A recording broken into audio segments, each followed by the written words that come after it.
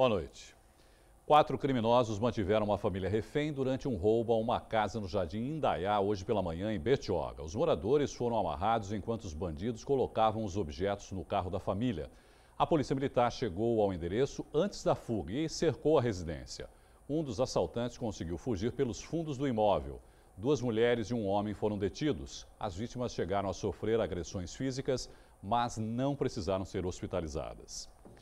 Uma operação conjunta entre as polícias militar e civil desmantelou uma quadrilha especializada em tráfico de drogas ontem no Morro Santa Maria, em Santos. Durante a ação, houve troca de tiros e 2 bandidos morreram. Por volta das 10h30, e já de forma quase que esperada, devido a saber que ali havia indivíduos infratores fortemente armados, houve um confronto. Investiram contra os policiais militares que estavam chegando no local para a operação e, como os policiais militares se defenderam da injusta agressão, esses 2 indivíduos morreram. Nós sabíamos as rotas de fuga utilizadas por aqueles marginais e numa dessas rotas de fuga, esses indivíduos se viram acuados e, ao receber a voz de prisão dos valorosos policiais militares que ali se encontravam, tentaram abrir um tiroteio, porém foram alvejados e, apesar de todos os esforços desprendidos através do acionamento do SAMU e da rede pública de saúde, eles infelizmente evoluíram a óbito. Ninguém foi preso. 80 policiais participaram da operação. Foram apreendidas drogas, armas, uma moto roubada e rádios comunicadores. Nós sabemos que num campo íngreme, como é o Morro do Tetel, é de extrema importância. Muitas vezes um rádio transmissor tem mais utilidade do que uma arma de fogo. Segundo a Polícia Civil, a quadrilha movimentava R$68 mil por semana. A ação hoje foi um duro golpe no crime organizado e nós temos que aqui, através do capitão Bonifácio, parabenizar o BAEP, toda a Polícia Militar, todo o comando da Polícia Militar, que de uma maneira inteligente, uma intervenção cirúrgica, conseguiu, numa comunidade carente, restabelecer a ordem e os bons costumes. A Polícia Civil autuou um homem em flagrante por receptar motos no Catiapuã, em São Vicente. Foi hoje pela manhã. O desmanche foi descoberto na rua Dante 7 por meio de denúncias anônimas. Foram apreendidas diversas carenagens de moto, 30 capacetes e 6 motores. 2 deles produtos de roubo. Todas as peças não tinham nota fiscal. E a polícia aperta o cerco contra hotéis no centro de Santos. Um dos objetivos é combater a exploração sexual. Uma força-tarefa foi realizada na tarde desta quarta-feira nos hotéis do centro de Santos. Guarda Municipal, Vigilância Sanitária, Polícia Civil e Militar se reuniram para vistoriar imóveis atrás de possíveis irregularidades. A gente tem encontrado questão de saúde e de higiene, né? Os locais inadequados, muito mofo, bolor, a questão da lavanderia, a higienização das roupas é o que a gente mais tem encontrado nos hotéis aqui do centro. Dos 6 hotéis visitados, um teve as portas fechadas e recebeu multa de R$4 mil. O imóvel está sendo fechado e a responsável vai ser encaminhada para a delegacia para preencher o termo de desobediência do embargo. O outro foi multado em cerca de R$ 1.500. Os estabelecimentos funcionavam na rua Senador Feijó. Por conta de estrutura física que não foi feita reforma, pintura e manutenção e material inservível também no estabelecimento, podendo proliferar a dengue. Segundo o delegado da Polícia Civil, a força-tarefa também tinha como objetivo combater a exploração sexual. Hoje nós levamos 4 responsáveis por 4 estabelecimentos e que ali havia encontros sexuais. A perícia constatou esses fatos e foram levados à Delegacia de Polícia, ao 1º DP de Santos. Esta é a 13ª força-tarefa realizada esse ano em Santos. 17 hotéis tiveram as portas fechadas. 28 bares e lojas também foram fiscalizados. 18 foram fechados e 4 multados. Dos 13 quiosques vistoriados, 2 foram fechados e 4 receberam multa.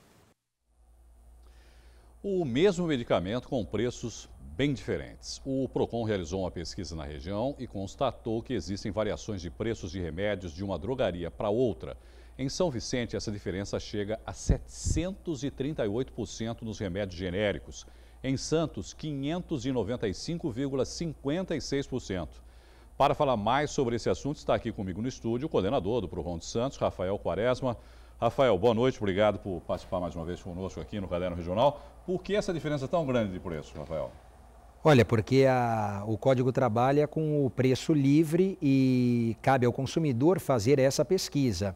E os fornecedores, no caso aqui as redes de farmácia, elas contam com essa falta de diligência do consumidor, ou até mesmo com essa falta de tempo, em pesquisar e verificar pelo menos uma média de preços antes de comprar o medicamento. Muitas das vezes, quando o consumidor vai adquirir o medicamento, é porque ele já está com algum sintoma ou precisa necessariamente daquele produto e não tem como efetuar essa pesquisa.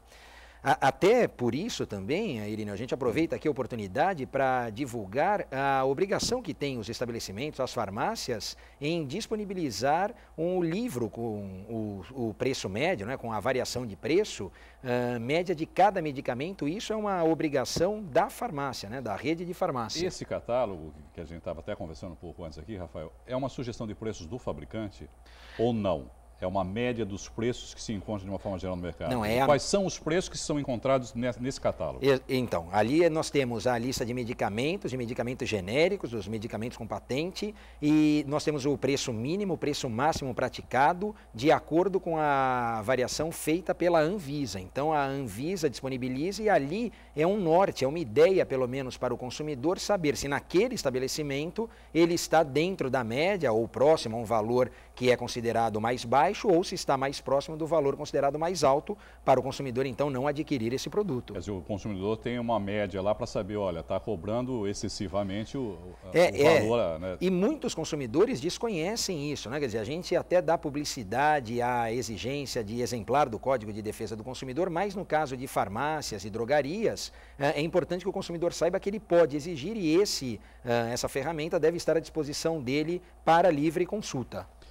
Essa variação vale tanto para os genéricos como os patenteados, né, os chamados de marcas, né? Existe essa variação enorme nos dois tipos, não é, Rafael? Sim, existe. A pesquisa ela foi feita pela Fundação PROCON de São Paulo, através do Núcleo Regional aqui de Santos. Os órgãos municipais, no caso o PROCON municipal, participa de forma indireta, auxilia nessas atividades, mas o importante é que a gente dê notoriedade, publicidade, para que isso sirva de inspiração ao consumidor, para que o consumidor saiba efetivamente a existência dessa variação e da importância cada vez maior de pesquisar antes de adquirir o produto o preço praticado no mercado. Porque chega a extremos, né, Rafael, e me parece que é um contrassenso isso, porque eu me lembro que os genéricos foram lançados justamente para que fossem mais baratos, não é, para concorrer com os chamados de marcas. Por quê? Porque eles têm uma patente, eles cobram a marca e assim por diante. Exatamente. Né? Algumas patentes foram até quebradas por causa disso, lançou-se os genéricos para que fossem mais baratos, criassem concorrência e aí os de patente também diminuíssem o preço. Mas há casos que os genéricos são mais caros do que os de marca agora. Exatamente, quer dizer, é uma total inversão de valores, porque a ideia, a essência do genérico era popularizar ou facilitar o acesso a uma camada mais carente da população. E a pesquisa mostra isso, inclusive, a variação é absurda também nos genéricos e, em alguns casos, o preço do genérico de determinado medicamento chega a custar mais caro que o medicamento que tem o nome consagrado, enfim, que tem um nome conhecido por parte da população. Nós queremos, e vamos fazer isso agora no final de junho, ou mais tardar no início do próximo semestre, uma operação com as farmácias, com as redes de drogaria, de forma aleatória em todas as áreas da cidade, para verificar não só a questão da variação do preço, mas principalmente se esse catálogo, esse caderno com os preços à disposição da população está sendo respeitado. Bom, a orientação para o consumidor é basicamente pesquisar, né, Rafael? Porque isso é sempre importante e, como você também colocou agora, exigir a apresentação desse catálogo. Essa pesquisa pode ser feita também no site da Anvisa. Esse catálogo também está disponível na internet. É importante que o consumidor verifique se aquele medicamento está registrado na Anvisa, data de validade, lote, se a data de validade e o lote que estão na embalagem também estão no medicamento. Enfim, tudo isso para cercar de cautelas mínimas o consumidor quando da compra do produto.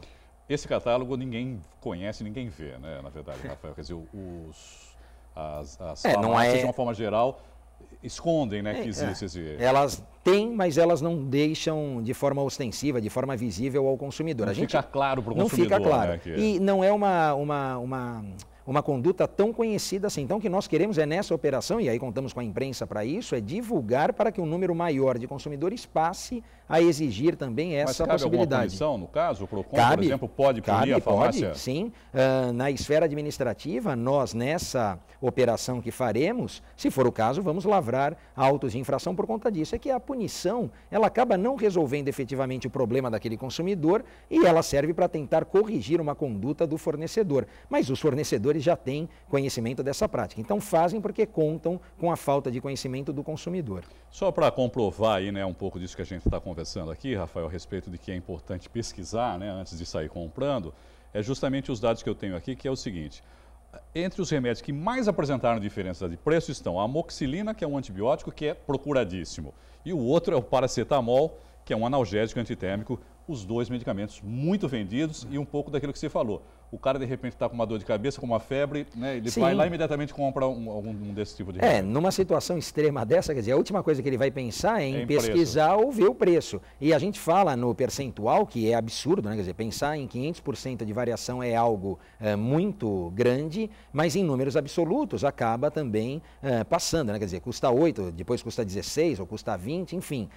Então, isso passa batido pelo consumidor. Mas é importante que se mudem os hábitos e que o consumidor se torne mais exigente e consciente desses seus direitos. É nosso papel também trabalhar para que isso melhore a cada dia. Só para encerrar, Rafael, essas drogarias, no caso, que estão vendendo esses medicamentos com essa diferença absurda de preço, cabe algum tipo de punição ou não? Porque o mercado é livre, quer dizer, cada um cobra o que...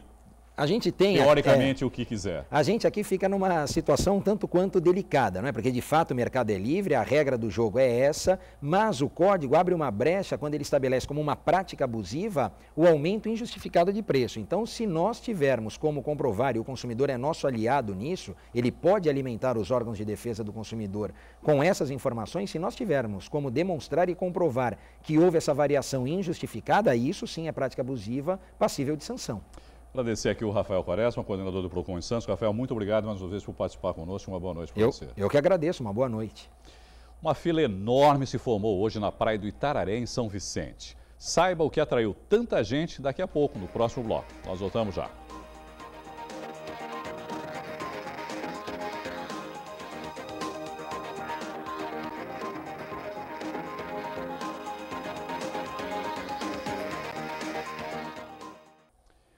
Um nigeriano diagnosticado com malária foi internado ontem no Hospital Municipal de São Vicente. O paciente mora na cidade há 20 anos, mas passou os últimos 3 meses na Nigéria para visitar parentes. Ele retornou de viagem no último domingo. A malária é uma infecção febril aguda transmitida pela fêmea do mosquito Anopheles. A doença que pode matar tem tratamento se diagnosticada precocemente. A maioria dos casos de malária no Brasil se concentra na região amazônica. Mercado de trabalho. Parte de Itanhaém está com 66 vagas de emprego disponíveis para diversas funções. Entre elas, professor de educação física e auxiliar de limpeza. Os salários variam de R$1.000 a R$2.000. Os interessados devem comparecer pessoalmente ao posto de atendimento ao trabalhador, que fica na Avenida Harry Forcell, 1505, Jardim Sabaúna, portando carteira de trabalho, RG, PIS e currículo. A relação completa das vagas você encontra no Santa Portal. Ainda sobre o mercado de trabalho, começou hoje a Feira de Emprego em São Vicente. Mais de 3.000 oportunidades são oferecidas em diversas áreas. A quantidade de candidatos surpreendeu os organizadores. Realmente é de impressionar. A fila parece não acabar. Da sede do evento até o fim, contamos pelo menos 1,5 km, surpresa até mesmo para os organizadores. Vocês esperavam tanta gente assim?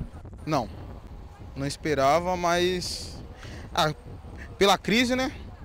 O problema é que essa aqui não é a única fila, né? Não, tem 2 filas, tem um para quem tem o cadastro e tem outra lá do outro lado, do lado da praia, que é para quem não tem. No momento da reportagem, este rapaz era o último. Desânimo. Acabamos de chegar, né? Tomara que não desanima. Você esperava encontrar tanta gente assim? Não esperava não. Todos aqui estão à procura de uma vaga no mercado de trabalho. Eles carregam a esperança e currículos de todos os tipos. No momento eu procuro na onde que eu já sou formada, que é sistema de informação, trabalhar na área da informática, né? Tá difícil? Tá. Nem com bacharel a gente consegue, né? Complicado, porque eles pedem pra gente ter já trabalhado antes na área e tudo, mas não dão oportunidade para nós. A Feira de Emprego de São Vicente prossegue até esta quinta. 40 empresas se uniram e oferecem 3.000 vagas. Nós temos um segmento da área do comércio, supermercados, distribuidoras, educação, saúde e agora temos uma novidade na área de tecnologia. Yara enfrentou aquela fila lá fora e agora vai poder concorrer a uma vaga que geralmente era só de homens. Era na área de empilhadeira.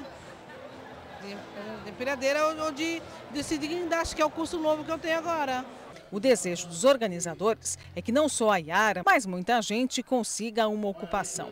E quem não tiver uma oportunidade vai ter outra chance. Os currículos ficam na base de dados dessas empresas.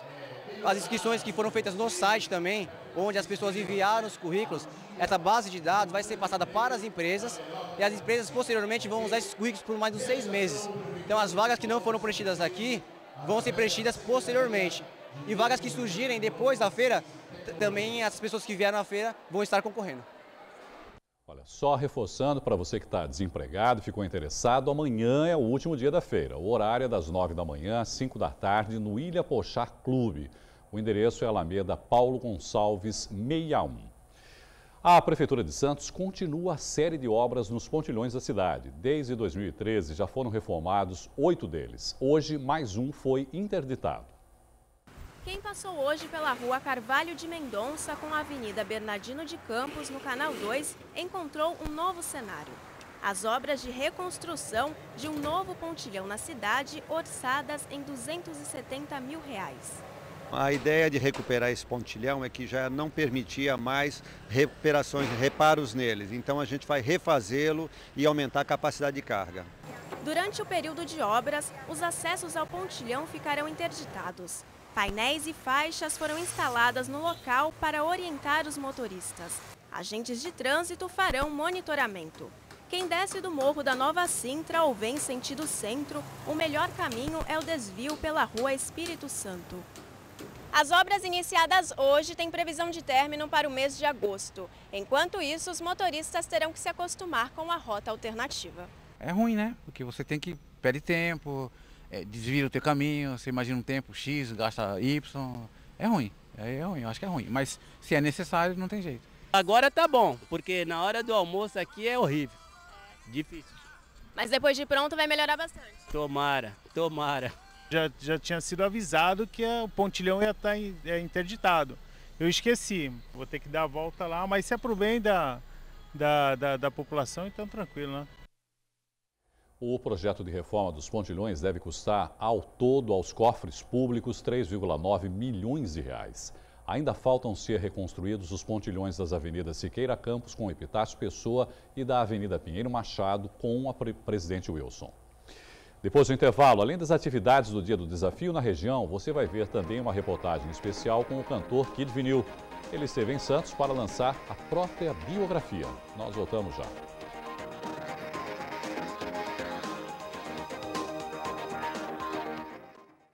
Hoje foi o dia do desafio. A ideia surgiu no Canadá para incentivar as pessoas a praticarem atividade física durante o rigoroso inverno e se difundiu pelo mundo. Cada pessoa teve de praticar pelo menos 15 minutos de exercício e comunicar a organização do evento. Este ano, a cidade de Santos disputou com o município de Santiago, em Cuba. E a primeira prova começou já ontem à noite.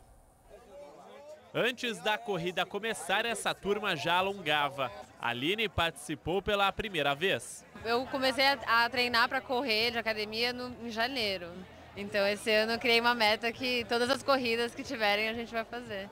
E aí o pessoal da academia está aqui também, então todo mundo se motiva junto. Essa galera que luta Muay Thai se uniu em prol do Dia do Desafio. O Muay Thai é esporte, é saúde, então a corrida faz parte do Muay Thai também, para a preparação e tudo, então nada impediu da gente fazer esse trabalho importante, ajudar a cidade, que é muito bom, né? Para motivar os corredores, os homens mais fortes do Brasil se apresentaram. Teve tombamento desse pneu gigante e até desse carro. O Sesc Santos, ele coordena 25 municípios entre a Baixada Santista e o Vale do Ribeira. Algumas cidades optam pelo alto desafio, que é tentar se superar ano a ano, e outras pelo sorteio. Então eles concorrem com outro município com as mesmas características de população, tudo. E aí é uma disputa bem bacana, que acaba conhecendo a outra cidade, então as escolas participam, realizam atividade, conhecem a outra cidade que já está participando, então entra num contexto aí multidisciplinar, de história, geografia, até das matérias. Mais de 1.500 participantes só foram dormir após a corrida noturna. Eles percorreram 6,5 km pelo calçadão e pela areia. A cidade não pode perder, né, a invencibilidade, então o pessoal se motiva. E pela manhã, mais gente ficou empolgada e se exercitou para ajudar Santos a ganhar a disputa. Imagine muita, mas muita criança junto. Agora imagine todas fazendo atividades físicas. Assim foi amanhã no Sambódromo de Santos. 3.000 estudantes de escolas do município se uniram para o Dia do Desafio. A proposta era fazer pelo menos 15 minutos de atividades, mas foi muito além. E a galera se divertiu mesmo na corrida. O desafio aqui era percorrer 100 metros. Precisa de quê? Bastante energia. Bastante energia? E fôlego. Tem que ter fôlego, né, para correr. E prova, que é prova, tem torcida. Sérgio trouxe a sobrinha, uma expectativa só. As crianças estão animadas, você ensina elas a praticar esporte, né? A sua sobrinha estava empolgada para...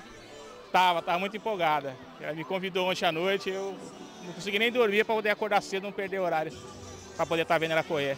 E Dona Lucila, então, vibrar com a neta faz parte da atividade e não é de hoje, não. O ano passado ela já participou e esse ano ela quis participar de novo e a gente traz, né? Dá para torcer? Com certeza, muito. O Dia do Desafio deste ano conta com a participação de 22 países. Santos compete com Santiago de Cuba e tem vantagem, já ganhou 21 vezes. Hoje é um dia especial, inclusive a quarta-feira de propósito, porque para tirar as pessoas da rotina, então um dia de estimular as pessoas a prática de atividade física, mostrar o quanto é tão importante essa prática. Para ajudar a cidade a ser vitoriosa mais uma vez, os alunos do curso de Educação Física da Universidade Santa Cecília deram uma força, montaram a estrutura para atender a garotada e trocar experiências. Eles vivenciam o que a gente vê lá na teoria, na faculdade. Então, se você reparar, eles ficam super felizes e animados de estarem aqui, porque é a prática, né?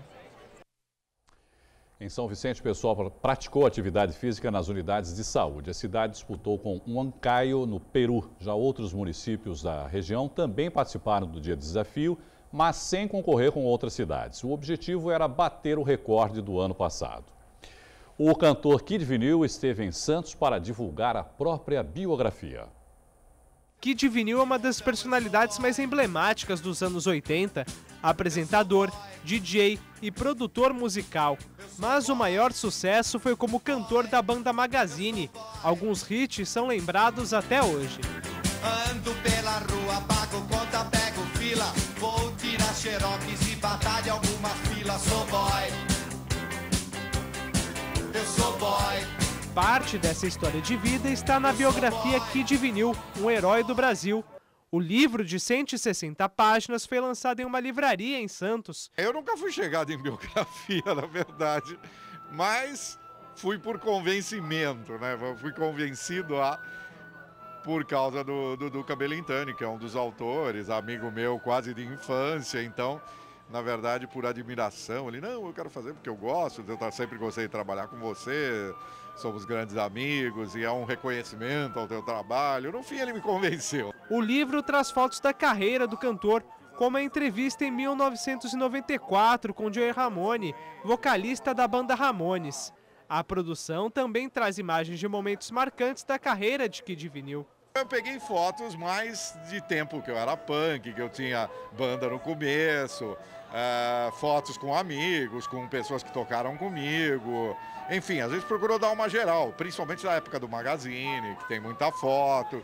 Então, o que eu fui encontrando de mais relevante, né, a gente acabou publicando. Entre as histórias do livro, o leitor descobre que Kid vinha de uma família religiosa e por pouco não se tornou padre.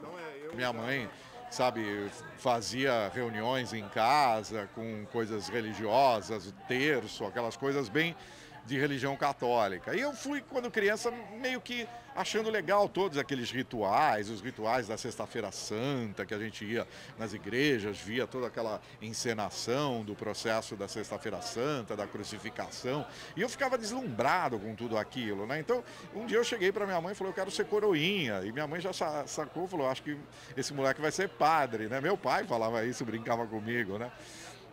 Mas aí, com 10 anos, eu fui estudar num colégio que só tinha louco. E ouvia Jimi Hendrix, Jane Joplin, Beatles, Rolling Stones. E eu comecei a me juntar com essa turma, falei, olha, quer saber de uma coisa, cara? Eu não quero saber de religião, eu quero é rock and roll, né? O vinil no nome não é à toa. Kid é um amante da música, mas sabe que muita coisa mudou daquela época para os dias de hoje. Hoje em dia, a música corre por outros canais, né? Não são mais aqueles canais que a gente está acostumado. Tá certo que tem resgate de vinil, de pessoas colecionando, etc. Mas independente disso, eu acho que muita coisa mudou, sabe? Mesmo o rock no Brasil nos 80 era muito forte, hoje não tem aquela mesma força, hoje é uma música mais popular, sabe? A juventude ouve um outro tipo de música. E quem quiser conhecer um pouco mais de música e da carreira de Kid Vinil, basta ler a biografia. A produção pode ser encontrada nas livrarias por R$ 39,90. Muitos amantes da cultura pop japonesa foram ontem até o Cine Roxy em Santos para acompanhar a pré-estreia do filme The Last Naruto. Antes do filme, o grupo Anime Milan organizou um desfile com os cosplayers de diversos desenhos. Everson foi vestido como um dos personagens do filme, tudo para entrar no clima. Eu sou fã de Naruto desde 2007, sempre fiz cosplay do Sasuke, já fiz todas as versões do Sasuke. Essa foi a última, foi a roupa que eu mais gostei, tipo, minha cosmaker fez em uma semana para esse filme, pedi para ela fazer em uma semana o mais rápido possível. Minha irmã fez a maquiagem hoje em mim, foi tudo em cima da hora, mas graças a Deus deu certo. O filme conta a história do ninja Naruto, uma adaptação dos tradicionais mangás para o cinema. Não sei se voltaremos vivos, mas vou proteger o legado do meu sensei, não importa o que aconteça. Se ele não está aqui, é meu dever proteger todo mundo.